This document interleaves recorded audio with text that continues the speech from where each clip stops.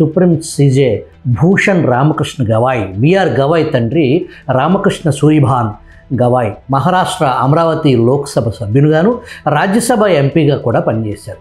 BR Ambedkar స్థాపించిన Republican party of ఇండియాలో కొనసాగారు. 1956లో అంబేద్కర్తో పాటు లక్షలాది మంది నాగపూర్ దీక్షాస్థల్లో బౌద్ధం స్వీకరించారు. ఈయన కూడా అప్పుడే బౌద్ధం స్వీకరించారు.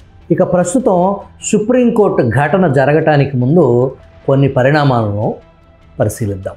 2025 సెప్టెంబర్ 4న ఉత్తరప్రదేశ్ రాష్ట్రం కాన్పూర్ నగరంలో ఐ లవ్ మొహమ్మద్ అనే మతపరమైన కార్యక్రమం ప్రారంభమైంది. ఈద్ ఏ మిలాద్ ఉన్ నబీ అంటే మహమ్మద్ ప్రవక్త జన్మదిన వేడుకల సందర్భంగా ముస్లిం సంస్థలు ఐ లవ్ మొహమ్మద్ పేరుతో బోర్డులు, పోస్టర్లు ఏర్పాటు చేశాయి.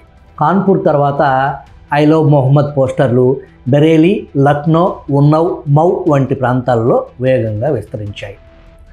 మతపరమైన ప్రదర్శనగా మొదలైన ఈ చర్యను కొన్ని హిందుత్వ సంస్థలు సామాజిక మాధ్యమాల్లో దీనిపై ద్వేషపూరిత ప్రచారం ప్రారంభమైంది.